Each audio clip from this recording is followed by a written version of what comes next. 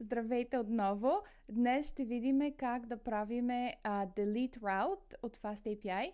И предишния път гледахме put, patch, post и get. Също така направихме setup.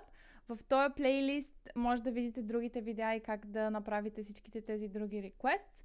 Но ние продължаваме с нашото FastAPI routes.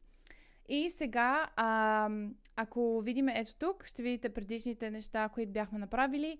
Имахме един items dictionary, който манипулирахме с нашите API routes. Примерно с post може да добавиме нещо, с put може да променим нещо, с patch също така. И сега ще направим get request. Ще отидем в документацията на FastAPI. И ето тук има example на delete route. В момента не използваме router, това е нещо, което ще видим по-нататък, затова само ще вземем от точката до тук. Ще копираме тази част и слагаме ето тук add app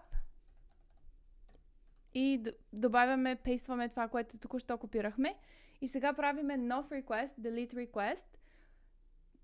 Route е /items с item ID, който в момента е string, както виждате тук. И след това returnваме message item deleted. Но в момента не правиме нищо, за да изтриеме нещо от нашия dictionary. Затова нека да променим този function малко, за да можем да изтрием някой item от него. И за това, какво ще направим? Ще направим delete, del и ще използваме нашия items dictionary и това, което ще изтрием, ще бъде item ID. Значи, ако сложиме foo, bar или baz, трябва да изтрие един от този елемент. И след това, вместо да връщаме този меседж, ще върнем всичките items, за да видим дали нещото се е изтрило. Сега правиме save с Command S, ако сте на Mac, или Control S на Windows. И ще го ръннем пак с FastAPI dev main.py. И отиваме на нашия localhost port 8000/docs. И тук имаме нашия delete request, който току-що създадохме, който е новото нещо. И натискаме try it out.